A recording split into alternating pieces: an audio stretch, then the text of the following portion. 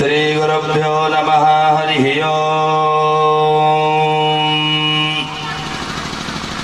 ओम्। निःशेद गणपते गणेशुत्वा माहुर्विप्रथमं गवीनाम् नरते त्वत्क्रियते किञ्चनारे महावर्गं मगवं चित्रमर्च। ओम श्री गुरुभ्यो नमः। हरिः ओम्। कद्रुद्राय प्रचेतसे बिल्दुष्टमायतौ गसे वोचे मशन्दमं हृदे यथा नो अदितिः करत्वस्वेद्रभ्यो यथा गवे यथा लोकाय रुद्रियम् यथा नो मित्रवर्णो यथा रुद्रश्चिकेतति यथा विश्वे सजोषसः गातपतिं वेदपतिं रुद्रञ्जलां सभेषजम् तक्षय्यो सुम्नमीमहे यशुक्र इव सूर्यो हिरण्यमिव रोचते श्रेष्ठो देवानां वसुः शन्नः करत्यर्वते सुगं मे सायमेस्ये नृभ्यो नारिभ्यो गवे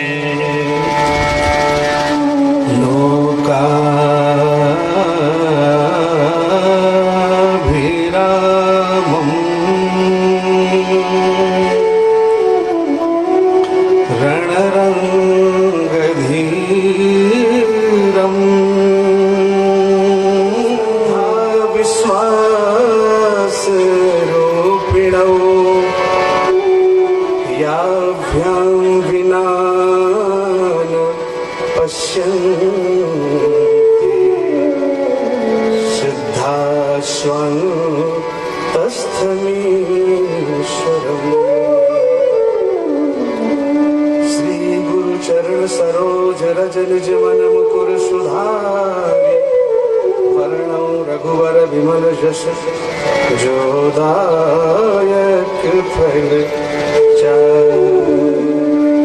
बोलिए उमा उमापति महादेव की, राजा रामचंद्र भगवान की, बाल कृष्ण लाल की, श्रीमद् शिव महापुराण की, हनुमान जी महाराज की, नर्मदा मैया की। ओम नमः पार्वती पतये, हर हर महादेव। परब्रह्म परमात्मा असरण शरण पद पावन, अभयंकर प्रलयंकर भूत भावन, चंद्रमौली शशिशेखर भगवान शिव के भुवन पावन अनुग्रह से इस मार्गशीर्ष मास में भूत भावन भगवान के भुवन पावन चरित्र श्रवण करने का हमें अवसर प्राप्त हुआ है। आइए यह नवदिवसीय आध्यात्मिक यात्रा के इस चतुर्थ दिवस में, इस पुनीत कार्य में प्रभु ने जिन्हें निमित्त बनाया, हमारे मामा श्री समस्त चतुर्वेदी परिवार, ग्राम लाटगांव के समस्त भक्तगण, मंचस्थ उपस्थित विप्र संगीतज्ञ वृंद, यत्र तत्र से पधारे हुए समस्त श्रद्धालु भक्तवृंद, भक्तिमती माताओं एवं बहनों, आइए सभी लोग भाव और श्रद्धा से प्रभु के पावन नाम का उच्चारण करेंगे। तदुपरांत प्रभु की जैसी कृपा इच्छा होगी उसी के आधार पर लाभ मिलेगा। सभी लोग भाव और श्रद्धा से प्रभु के मंगलमय नाम का संकीर्तन करेंगे, करतल ध्वनि का सहयोग देते हुए। ओंकार रूपा हे महादेवा, ओंकार रूपा हे महादेवा, हे महादेवा, ओंकार रूपा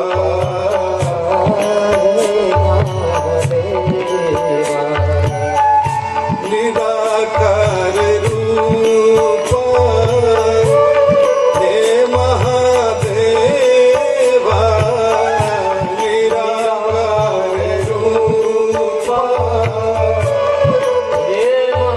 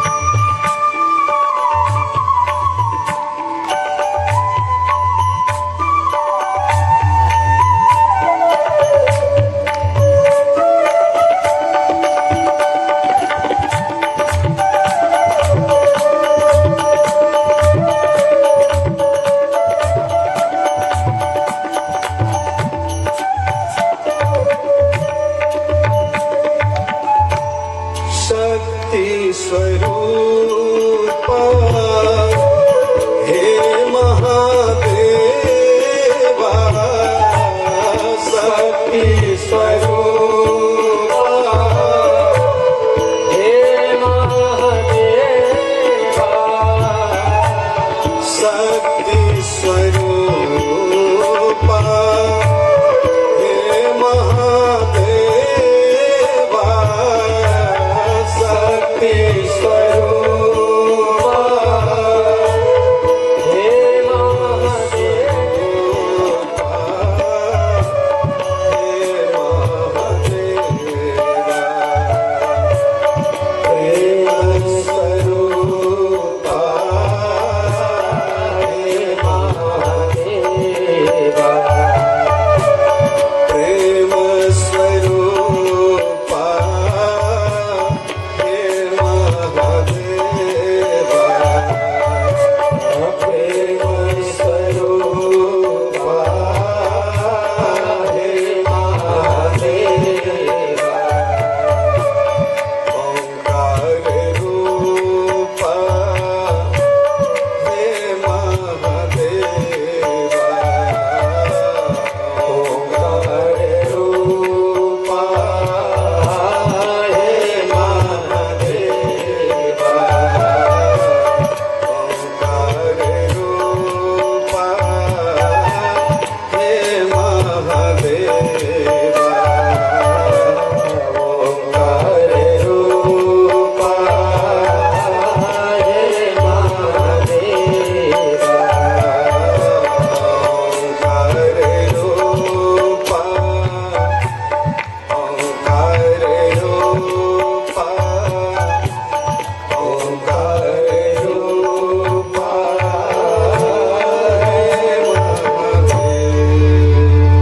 बोलिए उमापति महादेव की हनुमान जी महाराज की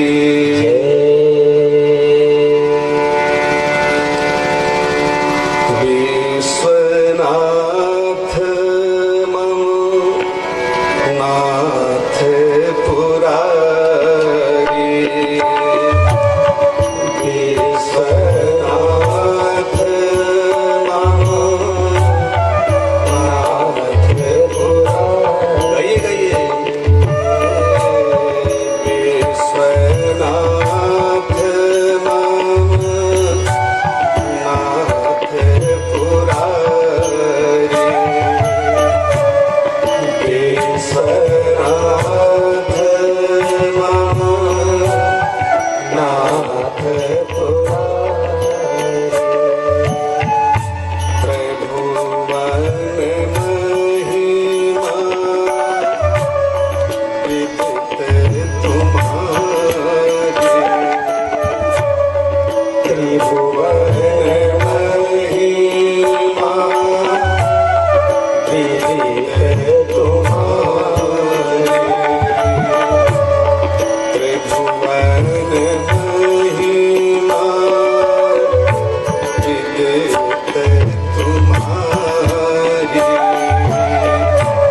त्रिभुवन महिमा विदित तुम्हारी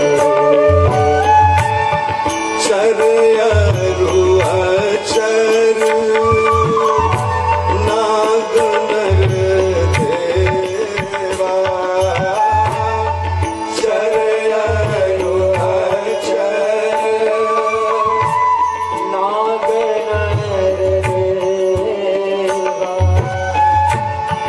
चरयरु अचर नाग नर देवा चरयरु अचर नाग नर देवा सकल करहि पद पंकज सेवा सकल करहि पद पंकज सेवा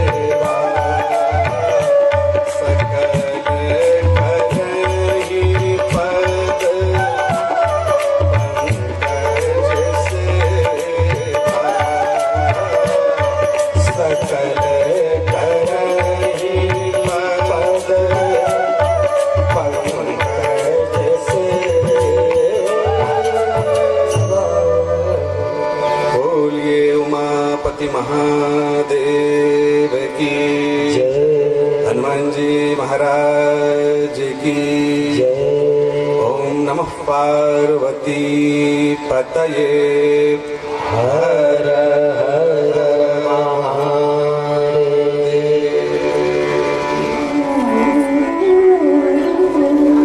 आइए समागत धर्मानुरागी सज्जन वृंद, ओंकार का एक नाम है प्रणव।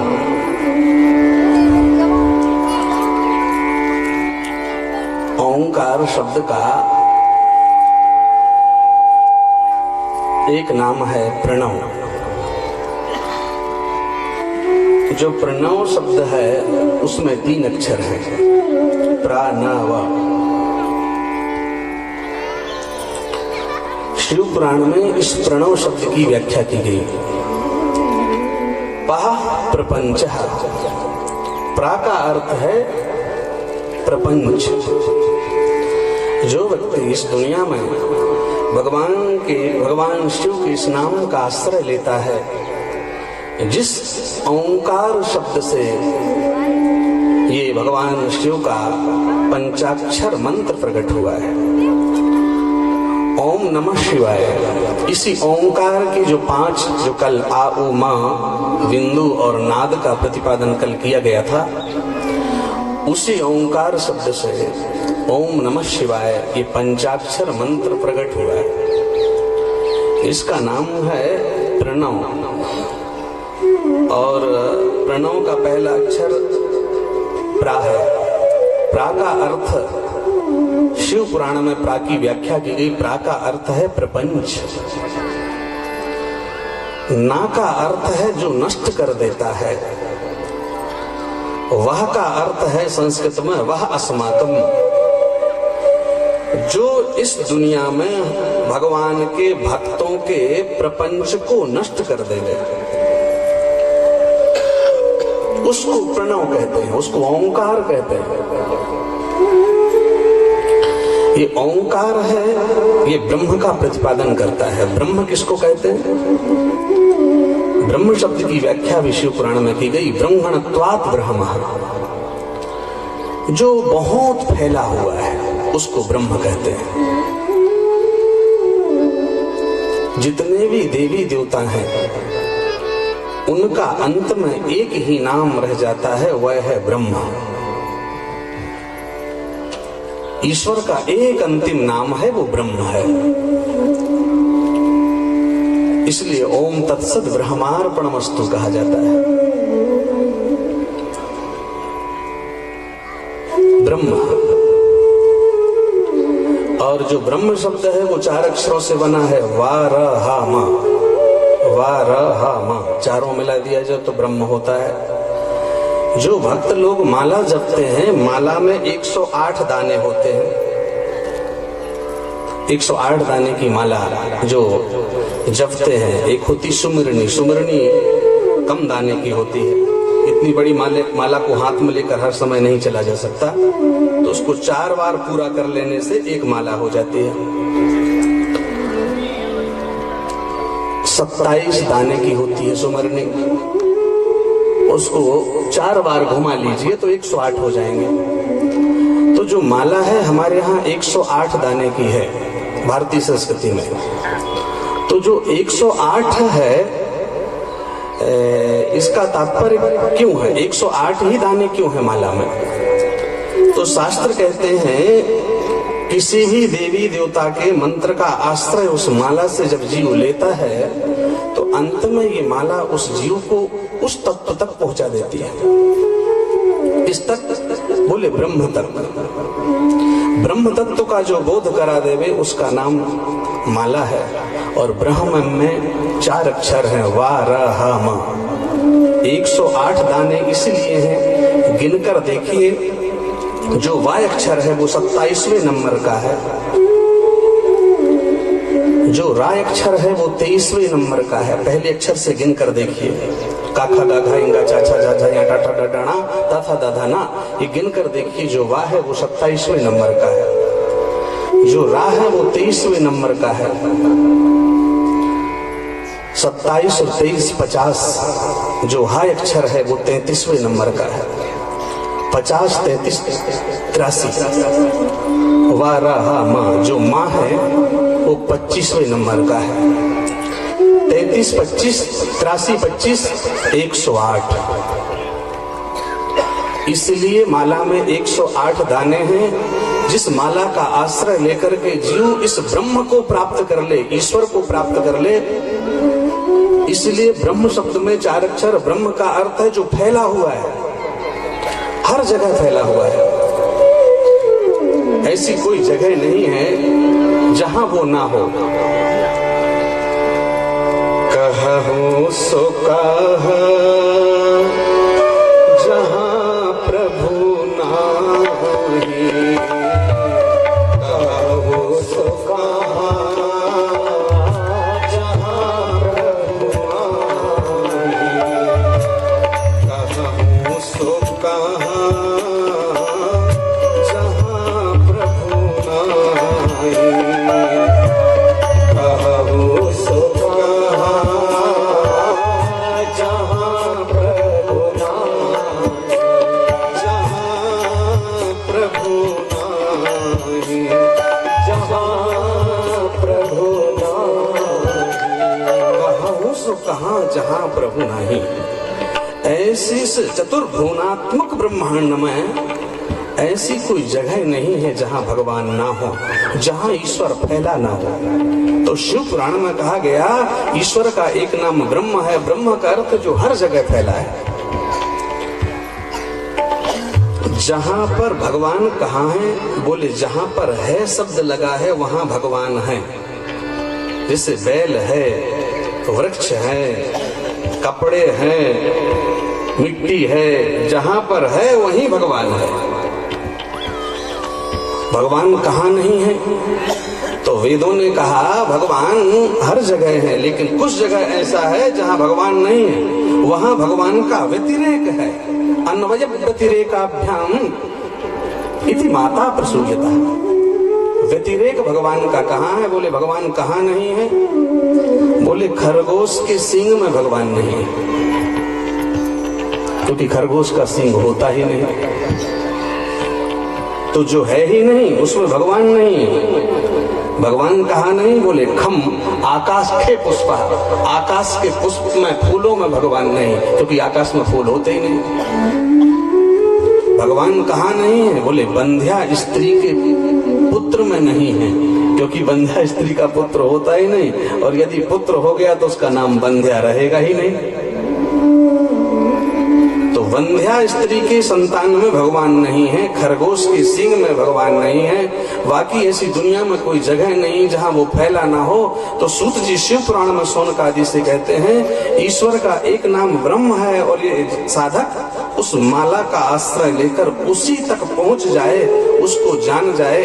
इसलिए मंत्र के पहले ओंकार लगा है। ओंकार अभी कहा जा रहा था, उसका एक नाम है प्रणव। प्रणव शब्द की व्याख्या है, प्रा का अर्थ है जो साधक का प्रपंच, ना का अर्थ है नष्ट, और वा का अर्थ है उन सभी लोगों का जो इस प्रणव का आश्रय लेते हैं, उन जीवों के जो प्रपंच को नष्ट कर दे, उसका नाम ओंकार है। प्रपंच। तो कथा स्थल पर बैठे हुए भक्तवृंद शिव पुराण में सूत जी महाराज शौनकादियों से कह रहे हैं, हे शौनकादियों, जीवात्मा अपने इस मलमूत्र से भरे हुए इस भांड को, भांड बर्तन, हमारा जो शरीर है ना, ये मलमूत्र से भरा हुआ एक भांड है, एक बर्तन है। और ध्यान से देखेंगे तो पता चलेगा जिसके हर दरवाजे से गंदगी निकलती है। शरीर वह मलमूत्र से भरा हुआ भांड है जिसकी हर दरवाजे से, प्रत्येक दरवाजे से गंदगी का निसर्जन होता हो। आंखों से सुबह सुबह कीचड़ निकलता है, कानों से देखिए मैल है, नासिका से गंदगी, मुख से गंदगी, मलमूत्र द्वार से गंदगी, जिसके प्रत्येक द्वार से गंदगी का सृजन होता हो उसको शरीर कहते हैं। इस मलमूत्र भरे भांड में एक ही स्थल है जहां जीवात्मा भगवान को स्थापित कर सकता है, और वो स्थल कौन सा है? बोले हृदय। हृदय मंदिर में भगवान को स्थापित कर सकता है। और इतना देखिए भाई, तन को कोई भी व्यक्ति पूर्णतया शुद्ध नहीं कर सकता। दुनिया में कोई भी व्यक्ति तन को पूर्णतया शुद्ध नहीं कर सकता। आप पानी से स्नान कर सकते हैं तो ये बाहर की गंदगी को धुल सकते हो, लेकिन नासिका के अंदर की गंदगी, कान के अंदर की गंदगी, तो ये स्नान करने से बाह्य शुद्धि हो जाती है, जीवात्मा बाहर से शुद्ध हो जाता है। तो शरीर को पूर्णतया कभी शुद्ध नहीं किया जा सकता। बस एक ऐसा उपाय है जिस उपाय को करने से अपने शरीर को त्रिवेणी की तरह अंतर मन को पवित्र कर सकता है। त्रिवेणी श्रीमद् शिव महापुराण में कहा, ये मानव का जो शरीर है वो प्रयागराज में जो त्रिवेणी है, गंगा यमुना सरस्वती त्रिवेणी जो संगम है, उसकी तरह ये मानव अपने आप को पावन बना सकता है जब ये तीन काम करेगा। शरीर त्रिवेणी जैसा पवित्र हो सकता है जिसके प्रत्येक द्वार से गंदगी का निस्सर्जन होता हो। और वो त्रिवेणी क्या है? शिव नाम जपा शक्ता। पहला है, पहली नदी का नाम है भगवान शिव का नाम। नाम का आश्रय लेना। जो जीव इस दुनिया में भगवान के शिव नाम का उच्चारण करता है, शिव शिव, नमः शिवाय नमः शिवाय नमः शिवाय, ओम नमः शिवाय ओम नमः शिवाय, माताएं शिवाय नमः शिवाय नमः शिवाय नमः। ब्राह्मण की जो स्त्री है वो शिवाय नमः ओम बोल सकती है बाद में, लेकिन प्रारंभ में ब्राह्मण की स्त्री भी ओम नमः शिवाय नहीं बोल सकती। ये शिव पुराण का कथन है। फल बराबर है, चाहे कोई ओम नमः शिवाय बोले या शिवाय नमः बोले, माताओं को केवल शिवाय नमः बोलना चाहिए। विप्र पत्नी शिवाय नमः ओम बोल सकते हैं, पुरुष ओम नमः शिवाय का उच्चारण कर सकते हैं। तो एक नदी है जो नाम का आश्रय जीव ले, मतलब भगवान के नाम का जप करे। दूसरा, भस्म धारण करे। शिव जी का जो पूजन है, अभिषेक, इसलिए आप लोगों ने कभी अभिषेक किया होगा तो देखा होगा भगवान शंकर को भस्म लगाने के पहले भक्त को अपने मस्तिष्क में भस्म लगाना पड़ता है। ब्राह्मण जो पहले पूजन में जो पहले तिलक करता है, भगवान को चंदन बाद में लगाया जाता है, पहले भक्त को चंदन लगाया जाता है। तो त्रिपुंड धारण करने का तात्पर्य ये है, हम लोग कभी भी देखिए भगवान का पूजन करते हैं तो पहले खुद चंदन लगाते हैं, बाद में भगवान को चंदन लगाया जाता है। इसका मतलब क्या है? देवो भूत्वा देवम यजेत, देवता बनकर देवता का पूजन किया जाता है। इसलिए पहले जीवात्मा पहले खुद शुद्ध हो जाए, इसलिए पहले जल सींचते हैं। जल सिंचन का मतलब है बाहर से शुद्ध हो जाइए। फिर कभी पूजन में ध्यान दिया होगा, आचमन कीजिए। आचमन का मतलब पी लेना। कुछ लोगों की आदत होती केशवाय नमः कहकर पी लेते हैं और उसी हाथ को सिर पर लगा लेते हैं। सिर पर लगाने का विधान नहीं है, क्योंकि हाथ तो जूठा हो गया ना, तो जूठा हाथ तो सिर पर लगाने के ही विधान नहीं है। तो केवल पी लीजिए बस। लोगों को देखा होगा ना, पी लिया और उसके बाद सिर पर लगा लिया। तो भगवान का नाम लेकर के जल आचमन कर लेने का मतलब है अंदर से शुद्ध हो जाना। सींच कर बाहर से, आचमन करके अंदर से शुद्ध हो जाना। तिलक लगाकर पूर्णतः देवता को पाने के लिए देव जैसा हो जाना, अंदर बाहर से पवित्र। इसके बाद उनकी आराधना। तो भगवान शिव का नाम भस्म, और तीसरा है रुद्राक्ष की माला। जो भगवान शिव के उपासक हैं, देखिए रुद्राक्ष की माला से देवियों का मंत्र का जप किया जाता है। चाहे दुर्गा जी हो, माता गायत्री हो, जो देवियां हैं, उनका जप रुद्राक्ष की माला से किया जाता है। और रामकृष्ण विष्णु का भजन तुलसी की माला से किया जाता है। और प्रथम दिवस की कथा में कहा गया था कि रुद्राक्ष की माला प्रत्येक व्यक्ति धारण कर सकता है, इसमें कोई किसी को भी मना नहीं किया गया है। चाहे स्त्री हो, पुरुष हो, कुछ भी कार्य कर रहा हो, हर व्यक्ति रुद्राक्ष की माला को धारण कर सकता है। बस अंतर इतना है कि एक माला ऐसी है जो शरीर में धारण की जाती है, एक माला ऐसी है जिससे जप किया जाता है। जप करने वाली माला को धारण नहीं किया जाता, उससे केवल जप किया जाता है। और धारण करने वाली जो माला है वो धारण के योग्य है, उससे जप नहीं किया जाता। तो कथा स्थल पर बैठे हुए भक्तवृंद भगवान का नाम और भस्म और रुद्राक्ष की माला, जिसके शरीर में ये तीनों प्रतिष्ठित हो जाते हैं, सूत जी कहते त्रिवेणी इव पावनहा, उस मलमूत्र भरे हुए भांड को अपने जीवन में भगवान शिव के नाम को जप कर भस्म धारण करके और रुद्राक्ष की माला धारण करके अपने इस मलमूत्र भरे भांड को त्रिवेणी की तरह वो पावन कर सकता है। इसलिए ये भगवान भूत भावन भगवान शिव की भुवन पावनी कथा ये हमको संकेत करती है। देखिए, केवल हमारे पुराणों में कथाओं का ही वर्णन नहीं है, मानव को किस रास्ते पर चलते चलते ईश्वर को प्राप्त करना है उस रास्ते का भी वर्णन किया है। तो प्रणव शब्द की व्याख्या की गई कि अपने प्रपंच को नष्ट करना है और अपने शरीर को त्रिवेणी की तरह पवित्र करना है, तो उनके इस नाम को जपो, रुद्राक्ष की माला धारण करो और भस्म धारण करो। और ये जो मस्तिष्क है ना, स्कंद पुराण में लिखा है, जो ललाट है, ये आंखों के पीछे जो बाल है, इसके बीच की जो दूरी है, विधाता ने ये भाग जो खाली रखा है, इसकी उपयोगिता क्या है? मैं आपसे पूछ रहा हूं। इस भाल को बनाया ही है ब्रह्मा ने भगवान का नाम लेकर चंदन लगाने के लिए। ये भाल बना ही उसलिए, इसकी उपयोगिता क्या है?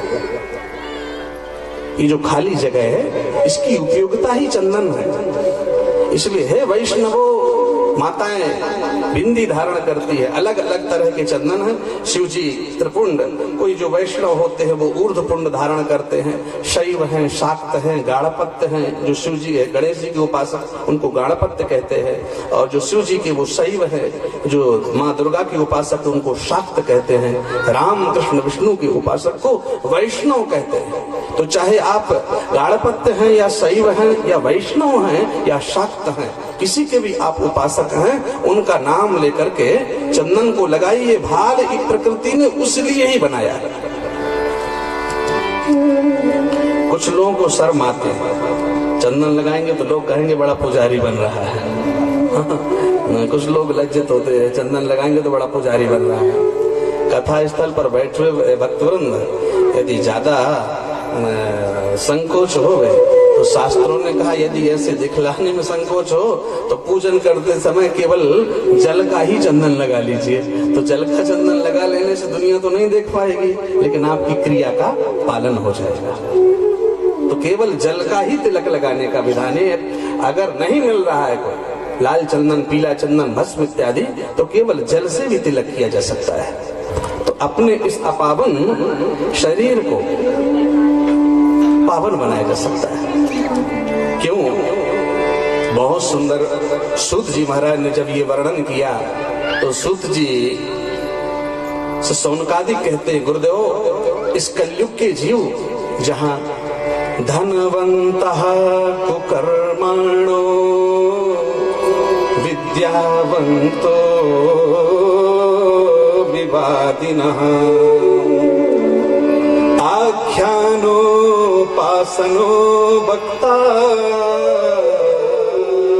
धर्म वक्तारो धर्मलोपका। उस घोर कलयुग में जब जिसके पास पैसा आएगा तो उस पैसे का वो क्या करेगा? बोले जो श्रेष्ठ आत्माएं होंगी उस पैसे का सदुपयोग करेंगे। धन की तीन ही गति है ना, सभी लोग जानते हैं। उत्तम गति क्या है? बोले जो धन कमावे। देखिए, जैसे आपने कहीं पर मूल धन लगाया 100 रुपए, तो जो भी पहले मूल धन को निकाल लीजिए और 100 रुपए में से आपने 200 रुपए कमाया हो, तो ये शास्त्र का सिद्धांत है। आगे हम सुनेंगे कि शिव पुराण में किसान को क्या करना है, व्यापारी को क्या करना है, और जो उद्योगी है, जॉब इत्यादि करता है, नौकरी करता है, उसको क्या करना है उस धन को शुद्ध करने के लिए। आगे हम श्रवण करेंगे। शिव पुराण में उसका वर्णन किया गया है।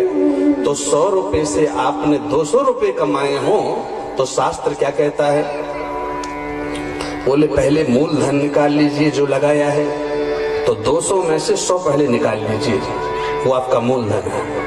अब आपको मुनाफा हुआ 100 रुपए, तो लाभ हुआ 100 रुपए, तो 100 रुपए का दशांश क्या हुआ? 10 रुपए।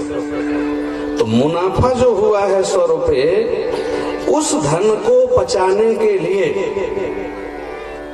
वो मेरे पास आकर के मुझे विकृत ना करे, विकृत न करे, और किसी तरीके से वो मेरे घर में आकर, मेरे जीवन में आकर मुझे और पुष्ट करे वो धन।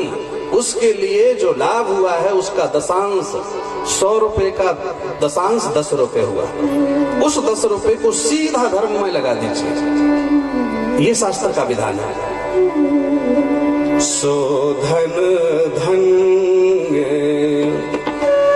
बेटी के विवाह के लिए निकाल दीजिए, धर्म के पूजन के लिए निकाल लीजिए, मंदिर के लिए निकाल दीजिए, परोपकार के लिए निकाल दीजिए, उससे सत्कर्म कीजिए। सो धन धन प्रथम गति जाकी, सो धन धन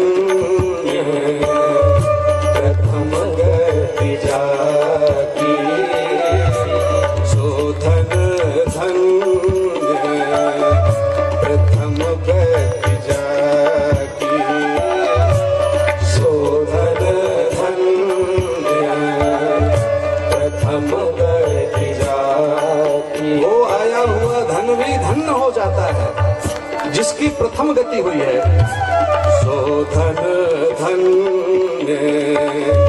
प्रथम गति जाकी, सो धन प्रथम गति जाकी, धन पुण्य रति मति सोई पाके, धन पुण्य रति मति सोई पाके, धन पुण्य रति मति सोई पाके, धन्य पुण्य रति मति सोई पाके, सो धन धन प्रथम गति जाकी, सो धन धन प्रथम गति जाकी, धन पुण्य रति, धन पुण्य रति, धन पुण्य रति।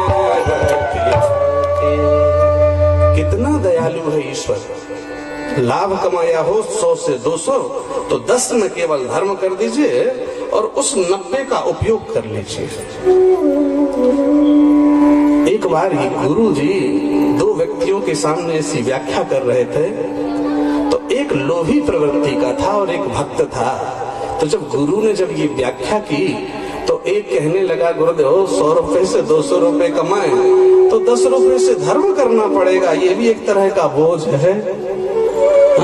100 से 200 रुपए मिले तो 10 से धर्म में लगाना पड़ेगा, 10 को धर्म में खर्च करना पड़ेगा। ऐसा सोच करके अशांत हो गया। और दूसरा, इसी व्याख्या को सुन करके, गुरु की व्याख्या को सुन करके, वो भगवान का भक्त था, वो रोने लगा। तो एक अशांत है और एक रोने लगा। तो रोते हुए भक्त से गुरु ने पूछा, तू क्यों रो रहा है और तू क्यों अशांत हुआ? तो अशांत वाले ने तो बतला ही दिया, ये 10 रुपए खर्च करना मेरे लिए तो बहुत बड़ा बोझ है, कमाऊं और 10 रुपए धर्म में लगाऊं, मेरे लिए बोझ लग रहा है। और दूसरे से पूछा, तू क्यों रो रहा है? कुछ देर के बाद जब वो सामान्य हुआ तो उसने उत्तर दिया, हे गुरुदेव, मेरा ईश्वर कितना कृपालु है, कितना दयालु है, कितनी छूट दे रखा है कि उसकी दुनिया में मैं 100 रुपए लगाऊं और 100 रुपए से 200 मिल जाए तो केवल धर्म के लिए 10 रुपए ही खर्च करने के लिए कहा है, 90 रुपए मुझे दे रहा है। जरा देखिए कितना दयालु है। 90 मेरे उपयोग के लिए, हमारे उपयोग के लिए कहा है और केवल 10 रुपए से धर्म करने के लिए कहा। तो जिस कलयुग में धन आने के बाद धनवंता कुकर्माणो विद्यावंतो विवादिनः, जब धन आने के बाद उसको सत्कर्म में नहीं उत्तम गति, इसलिए स्कंद पुराण में कहा 2 ही धन व्यक्ति के खुद के धन है, बाकी तो सब बैंक में जमा हुआ केवल नाम का धन है, घर में रखा हुआ भी नाम का धन है, केवल 2 ही धन उसके धन है। कौन सा? बोले वह धन जिस धन को अपने हाथों से किसी को दिया हो, सत्कर्म किया हो, वो उसका अपना धन है। और दूसरा धन वो है जिस धन से उसने खाया हो और कपड़े पहने हो, खुद का उपयोग किया हो। बस केवल 2 ही धन उसके हैं। बाकी जो भी धन है तो वो परिवार का है, रिश्तेदारों का है, घर वालों का है, और बाकी जितना भी धन है वो तुम्हारा है ही नहीं। कोई बच्चा ले लेगा, कोई पत्नी ले लेगी, कोई पति ले लेगा, कोई बेटी ले लेगी, कोई दामाद ले लेगा, कोई घर के लोग ले लेंगे, सब बांट ले जाएंगे। जो तुमने अपने हाथ से दिया है अपने जीवन में वो तुम्हारा धन है, और जो खुद खरीद कर कपड़े खुद के लिए पहने हो या खाया पिया हो, बस केवल 2 ही धन है। बाकी धन तो रखा हुआ है, बस संतुष्टि होती रहती कि बैंक में मेरा इतना रुपया जमा है, आवश्यकता पड़ने पर मैं उसको उपयोग कर सकता हूँ।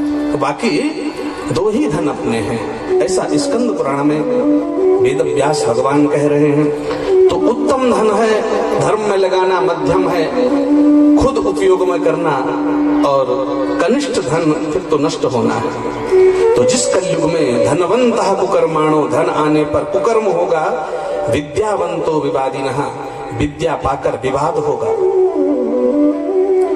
आख्यानोपासना धर्म वक्तारो धर्म लोपकाः, कि हे गुरु, तो जब घोर कलयुग आ जाएगा तो कलयुग में जो धर्म की व्याख्या करेगा उस वक्ता को ही धर्म का ज्ञान नहीं होगा।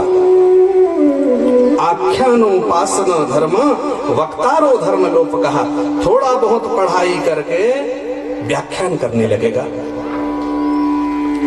और मनमुखी व्याख्या करेगा। जब घोर कलयुग आ जाएगा तो ऐसे कथावाचक भी पनपने लगेंगे, ऐसे कथावाचक कि जिनको शास्त्र का बोध नहीं होगा और वो जाकर के अपने आप को वक्ता जैसा वेश धारण करके भगवान की कथा को कहने लगेंगे। और जब ऐसी कथा गाएंगे तो धर्म लोप का, कि समाज में जो धर्म की प्रतिष्ठा होना चाहिए गुरुदेव, वो लुप्त हो जाएगा, क्योंकि धर्म की जो व्याख्या होनी चाहिए वो व्याख्या का बोध ही नहीं होगा तो धर्म प्रतिष्ठित होगा ही नहीं। इसलिए वक्तारो धर्म लोप का, जो कलयुग में जब घोर कलयुग आ जाएगा, और उसका प्रभाव अभी कुछ दिखलाई देने लगा। अभी तो 5000 वर्ष ही हुए हैं कलयुग को, और 4,32,000 वर्ष है। 1-2 वर्ष थोड़ा बहुत पढ़ा और व्याख्या शुरू हो गई। कथा स्थल पर बैठे हुए मेरे भावन, उससे धर्म का लोप होगा, धर्म प्रतिष्ठित नहीं होगा। ऐसे समय पर है गुरुदेव, कलयुग के जो भगवान के भक्त हैं उनको किसका आश्रय लेना है? बोले भगवान का नाम का आश्रय लेना। और जब अर्थतः विधि पूर्वक भगवान की कथा श्रवण करने के लिए मिले तो शिव पुराण की कथा सुनकर पहले आत्मबोध प्राप्त करके उसी मार्ग पर चलना है। कितना सुंदर वर्णन किया। इसको श्रवण करने से क्या होगा? बोले एतत् शिव पुराणम ही। क्या बात है! ये श्लोक जब भी हम शिव पुराण खोलते हैं और इस पर दृष्टि जाती है बार बार ये मन को उद्वेलित करता है। यहाँ पर 2 श्लोक शिव पुराण के वर्णन किए गए, उसमें जो सुनने वाले हैं उनके लिए और जो गाने वाला है उसके लिए। एतत् शिव पुराणं हि गायते योऽप्यहर्निशम् आज्ञां तस्य प्रतीक्षेरन् देवा इंद्र पुरोगमा। जो व्यक्ति इस कलयुग में इस शिव पुराण को विधि पूर्वक अध्ययन करके गाएगा, मतलब कथा कहेगा, उसके लिए, और जो विधि पूर्वक सुनेंगे उनके लिए। ये दोनों श्लोक एक साथ वर्णन किए गए। एतत् शिव पुराणं हि गायते योऽप्यहर्निशम् आज्ञां तस्य प्रतीक्षेरन् देवा इंद्र पुरोगमा। कथा को विधि पूर्वक गाएगा और गाकर के जब उसका शरीर छूटेगा और शरीर छूटकर जब ऊपर वो भगवत धाम जाएगा तो स्थिति क्या होगी? आज्ञां तस्य प्रतीक्षेरन्। इंद्र भी, स्वर्ग का देवताओं का राजा इंद्र भी खड़ा हो जाएगा उसके स्वागत के लिए। ये शिव पुराण गाने का फल है। आज्ञां तस्य प्रतीक्षेरन् देवा इंद्र पुरोगमा। स्वर्ग का राजा इंद्र भी खड़ा हो जाएगा और उसके स्वागत के लिए और प्रतीक्षा करेगा। ये कोई आज्ञा दे दे, कुछ मुझे करने के लिए कह दे, तो इसकी सेवा करके मैं इसका ऋण चुका दूं। ये गाने वाले का फल है कि मरने के बाद देवताओं का राजा भी उसके स्वागत के लिए खड़ा हो जाएगा। जो विधि पूर्वक भगवान भूतनाथ के गुणानुवादों को जो गाएगा। अब सुनने वालों के लिए क्या है, पढ़ने वालों के लिए क्या है? एतत् शिव पुराणं हि पठं शृण्वन्ति नित्यसा। एतत् शिव पुराणं हि पठं शृण्वन्ति नित्यसा यद् यद् करोति सत्कर्म तत्कोटि गुणितं लभे। ये सुनने वालों के लिए फायदा है। जब कोई भगवान के भक्त इस युग में भगवान भूतनाथ की कथा को श्रवण करेंगे, जो श्रोता हैं, और जब श्रवण करते करते, जैसे ये 9 दिन कथा चल रही है, आप लोग समस्त क्षेत्रवासी भक्तगण इस कथा यज्ञ में आकर श्रवण कर रहे हैं और ये 29 तारीख तक ये कथा चलेगी। इस बीच इन 9 दिनों में कथा सुनने के बाद आप घर जाकर रात्रि में या सुबह से कथा के समय तक इन 24 घंटे में आपके इन हाथों से जो जो सत्कर्म होगा, कथा, जो कथा व्रती है, कथा व्रती का तात्पर्य है जिसने कथा सुनने का व्रत ले रखा है। तो ये जो 9 दिन कथा सुनने वाला श्रोता है, कथा सुनते सुनते उस 24 घंटे में जो भी अपने हाथों से सत्कर्म करेगा तत्कोटि गुणितम फले। एक सत्कर्म का फल करोड़ गुना होकर उसे प्राप्त होगा। इसका मतलब है कथा सुनकर जाइए और रात्रि में कोई सत्कर्म इस शरीर से हो जाए, सुबह कोई सत्कर्म इस शरीर से हो जाए, जो भी सत्कर्म 24 घंटे में होगा उसका फल आपको करोड़ गुना होकर मिलेगा। ये है कथा सुनने वालों का विशिष्ट फल और कथा गाने वाले का फल। देखिए, लाडगांव के इस प्रांगण में बैठे हुए भक्तवृंद, आप इस 50, 60, 70, 80, 100 वर्ष की अवधि में इतने पुण्य कमा सकते हो कि इस पुण्य का फल भोगने के लिए पता नहीं कितने जन्म आपको लेना पड़े पुण्य का फल भोगने के लिए। एक जन्म में आप इतने पुण्य कर सकते हो कि उन पुण्यों का फल आपको कई जन्म मिलेगा। इसलिए कभी कभी आप लोग देखते हैं कि जो व्यक्ति इस समय पाप करता है, बुरा आदमी है, पापी है, लेकिन बड़ा सुखी है, तो भगवान के भजन करने वालों को कभी कभी विचलित होने लगते हैं।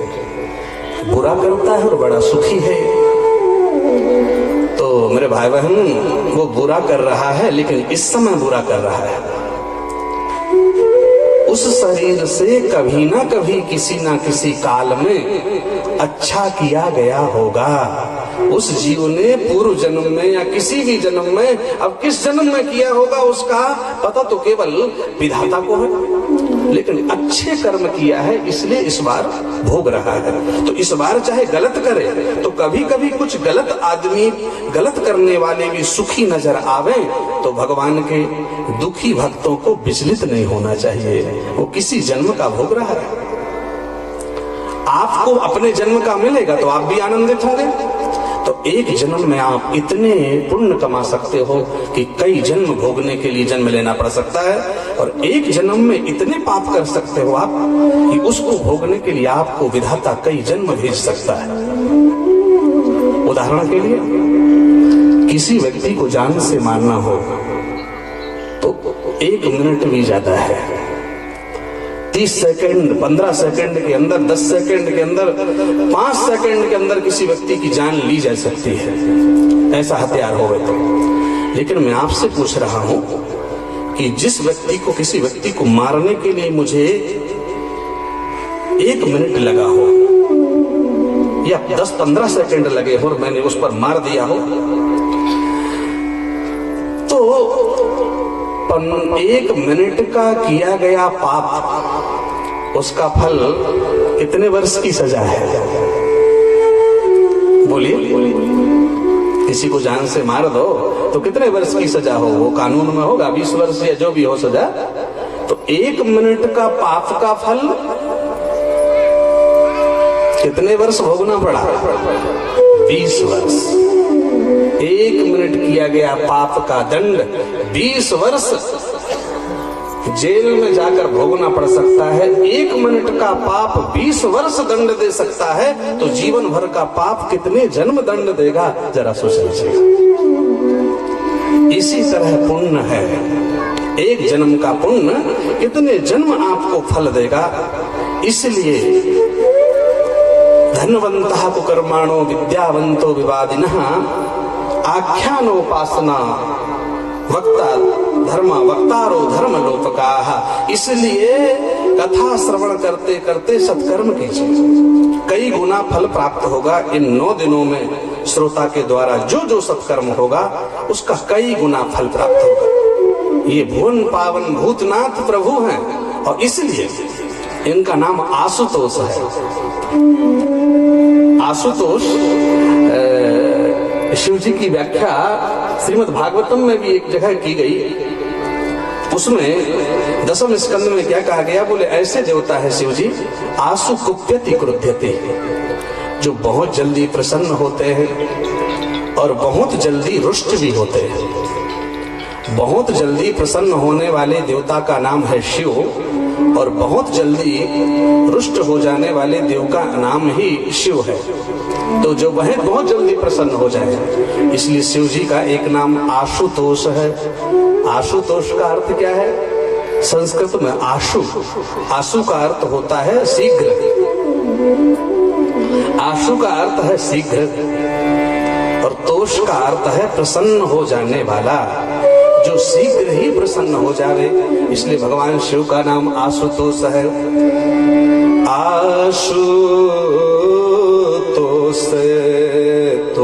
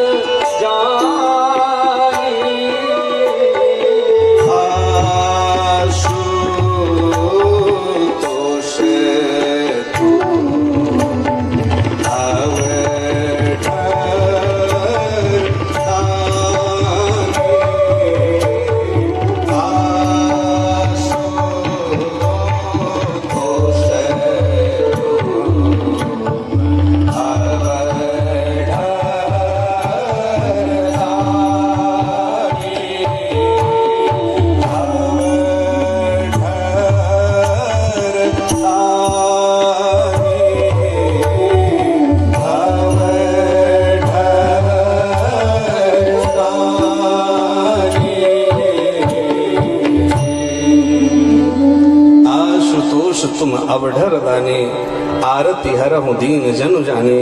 जिनका नाम आशुतोष है, बहुत जल्दी प्रसन्न होने वाले देवता हैं भगवान शिव। सौनकादियों ने पूछा कि गुरुदेव, एक छोटी सी क्रिया से वो प्रसन्न हो गए हों, ऐसा हम कोई उदाहरण सुनना चाहते हैं। तो एक इतिहास का वर्णन कर रहे हैं कि भगवान शिव कितने बड़े आशुतोष हैं, बहुत जल्दी प्रसन्न हो जाने वाला ये देव है, उसका निरूपण कर रहे हैं। कथम प्रसन्नताम याति शंकरो लोक शंकरा। ऐसी कौन सी क्रिया है जिससे लोक शंकर प्रसन्नम याति। जो पूरी दुनिया का शंकर शब्द का अर्थ होता है, शम का अर्थ होता है कल्याण, शम करोति इति शंकर, जो जीवात्माओं का कल्याण करता हो उनको शंकर कहते हैं। तो ऐसा कोई उदाहरण सुनना चाहते हैं गुरुदेव, जिसमें छोटी सी क्रिया से वह है कथम प्रसन्नताम याति शंकरो लोक शंकर, तो वर्णन कर रहे हैं। ये उदाहरण उस जीव का है जिसका नाम कुबेर है। कभी आपने भगवान शिव का रुद्राभिषेक किया होगा और ध्यान दिया होगा, तो उसमें भगवान शिव के साथ गणेश जी हैं, वीरभद्र हैं, भैरव हैं, नंदी हैं, षडानन है, माता पार्वती है, नाग है। उस परिवार में, उस जगह पर कुबेर का भी पूजन होता है। कुबेर का भगवान शिव के परिवार से क्या संबंध है?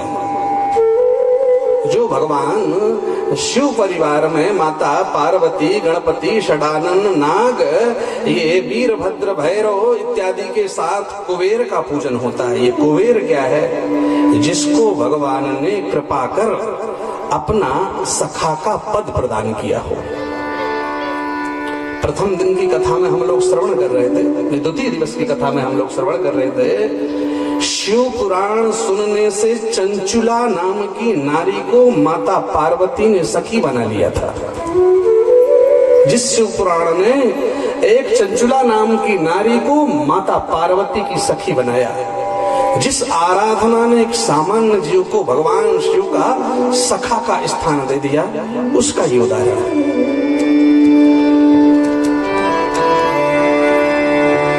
आसीत काफिल्य नगरे ब्राह्मणो समजेत प्रभु। काफिल्य नाम के नगर में एक यज्ञ करने वाला यज्ञदत्त नाम का दीक्षित ब्राह्मण रहता था। दीक्षित ब्राह्मण है और कैसा है? बोले संध्या वंदन करने वाला है, गायत्री का जप करने वाला है, वेदों का उच्चारण करने वाला है। देखिए, ब्राह्मण का शरीर मिला हो, लेकिन ब्राह्मण के शरीर में यदि वेद मंत्र प्रतिष्ठित ना हुआ, कोई जरूरी नहीं कि हम दूसरे के घर में पूजन कराने के लिए जाएं तभी मंत्र याद करें। ऐसे ब्राह्मण को नहीं सोचना। स्वयं के पूजन के लिए अपने मंत्रों को याद करना है, उन मंत्रों को अपने अंदर प्रतिष्ठित करना है। जो ब्राह्मण के शरीर में मंत्र प्रतिष्ठित नहीं है, वो ब्राह्मण कैसा है? सोच करने योग्य है। सोची सोचिए भी प्रजो वेद विहीना।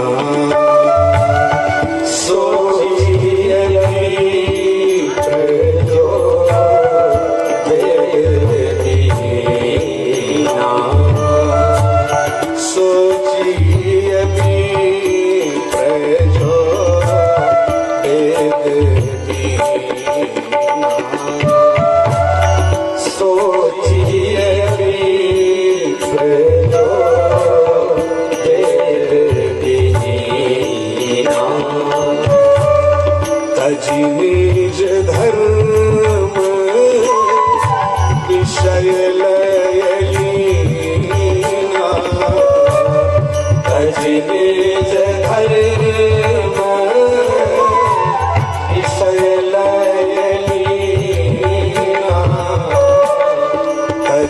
निज धर्म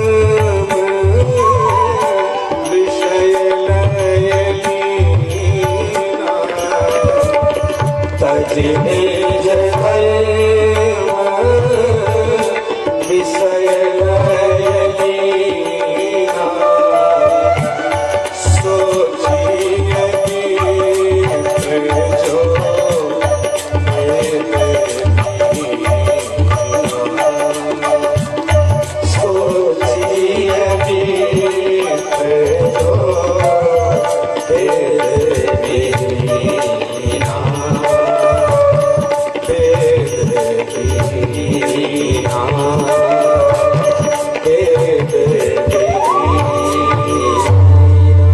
सोचिए जो वेद लीना मंत्र प्रतिष्ठित होना चाहिए। कथा स्थल पर बैठे हुए भक्तवृंद, ये दीक्षित ब्राह्मण, संध्या वंदन करने वाला वेद पाठी ब्राह्मण, समाज में प्रतिष्ठित ब्राह्मण, और जिसका सम्मान राजा भी करता था। ये उसका देखिए, कथा स्थल पर बैठे हुए भक्तवृंद जीवन में निज कर्म पर अडिग रहना। विवेकानंद जी ने क्या कहा? विवेकानंद जी ने कहा, उस वृक्ष की तरह अपने मकसद के लिए सदैव खड़े रहो। फल देता है, छाया देता है, शुद्ध वायु देता है।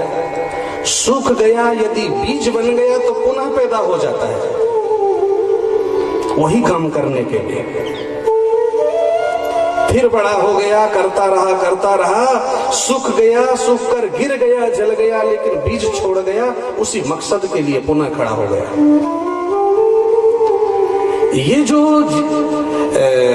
चेतनाएं हैं, केवल कथा स्थल पर बैठे हुए भक्तवृंद जो श्रेष्ठ आत्माएं हैं, उनके अंदर इसकी जागृति होती है।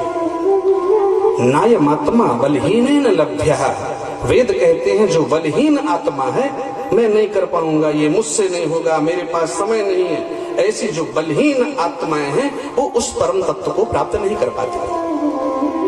निज कर्म पर डटे रहना, अपने धर्म का पालन करना। ब्राह्मण का जो धर्म है उसका ये पालन करता था। क्षत्रिय का धर्म क्या है? कृषि, गौरक्ष, वाणिज्यम, वैश्य कर्म स्वभावजम। क्षत्रिय का धर्म है रक्षा करना। क्षत्रिय क्या है? क्षत्रिय की उत्पत्ति इस हाथ से हुई है ना। ब्राह्मणों से मुखमासीत बाहु राजन्यः कृतः ऊरु तदसद्वैश्यापद्भ्रामो शूद्रो अजायतः। यजुर्वेद कहता है ब्राह्मण का जो ब्राह्मण की उत्पत्ति भगवान के मुख से हुई है, इसलिए ब्राह्मण की जो भूमिका है जीवन में वो मुख की भूमिका है। अग्नि और ब्राह्मण दोनों की उत्पत्ति भगवान के मुख से हुई है, इसलिए अग्नि में हवन किया जाता है और ब्राह्मण मंत्र उच्चारण करता है। दोनों ये मुख से उत्पन्न है। क्षत्रिय की जो उत्पत्ति है भगवान की भुजाओं से हुई है। जो हमारा जो भुजदंड है ये मूलभूत क्षत्रिय है। हमारा हाथ है ना, हम सबका जो हाथ है, इसका जो भुजदंड है इसमें मूलभूत क्षत्रिय का गुण विद्यमान है। सबके हाथों में क्षत्रियत्व विद्यमान है। आप कहेंगे कैसे? हमारा ये 5-6 फुट का जो शरीर है, इस शरीर में कहीं कोई मच्छर काटे तो उसको भगाने के लिए हाथ से कोई कहता है क्या कि तेरे शरीर को मच्छर काट रहा है, तू भगा, उसको उड़ा। अगर शरीर को कोई भी क्षति पहुंचा रहा है तो बिना किसी के कहे पर, कोई उसका प्रेरक न होने पर भी हाथ स्वयं ये भुजदंड अपने निज धर्म का पालन करने के लिए, शरीर की रक्षा करने के लिए उस मच्छर को कचूबर निकाल देता है, मार देता है। और यदि नहीं मिला कुछ, वो उड़ गया तो खुजला ही देता है। जहां पर मच्छर बैठा था उसको हाथ खुजला देता है। अब हाथ को किसी ने कहा तो नहीं, लेकिन मूलभूत उसका गुण है रक्षा करना। सोचिए, वयस्य कृपन धनवानु जो न अतिथि शिव भगत सुजानु। इस दुनिया में जो भी वैश्य जाति उत्पन्न हुए हैं और यदि भगवान की भक्ति नहीं करते सोचनीय सोचिए वयस कृपण धनवानो। धनवान होकर जो वैश्य कृपण है वो सोच करने योग्य है। धनवान होना और कृपण होना, सोचिए वयस वो वैश्य सोच करने योग्य है जो धनवान होकर कृपण है। कथा स्थल पर बैठे हुए पर भावन कभी कभी लोगों के देने के जब दिन होते हैं ना तो देने का दिल नहीं होता है, और कभी कभी जब देने का दिल होता है तब देने के दिन नहीं होते। देने के दिन हो और देने का दिल हो, कभी दिल है तो दिन नहीं है, कभी दिन है तो दिल नहीं। जो न अतिथि शिव भगत सुजानो। अपने निज धर्म का पालन करना, चाहे वो और जो शूद्र की उत्पत्ति भगवान के श्री चरणों से हुई, चारों को भगवान ने उत्पन्न किया है। कोई इसमें ये केवल व्यवस्था है और कोई इसमें अपने को छोटा ना माने। यज्ञ होता है तो ये हमारा भगवान इन चारों की सेवा लेता है। यज्ञ होता है तो हमारा भगवान ये चारों वर्णों की सेवा लेता है। अरे भाई, अगर कोई बांस का काम करे, टोकनी भी बनाए, तो यज्ञ मंडप में बांस लगता है कि नहीं? ये सेवा किसने की है? ठाकुर ने सेवा उसके लिए है। झाड़ू लगा रहा है, सफाई कर रहा है, अर्थदान कर रहा है, रक्षा कर रहा है, या यज्ञ मंडप के अंदर मंत्रोच्चारण कर रहा है, तो चाहे जो बाहर झाड़ू लगा रहा है या चाहे अंदर बैठ करके मंत्र बोल रहा है, दोनों पर वो कृपा कर रहा है। चाहे बांस काट काट कर लगा रहा हो उस मंडप में, बाहर झाड़ू लगा रहा हो, दोनों पर वो अनुग्रह की दृष्टि से देख रहा है। वो हमारा भगवान है। ये व्यवस्था है, ये केवल व्यवस्था है। कथा स्थल पर बैठे हुए भक्तवृंद, इस व्यवस्था का सम्मान करो। और देखिए, जब जीव अपने निज धर्म का पालन छोड़ देता है तो एक उदाहरण से आप लोग समझेंगे।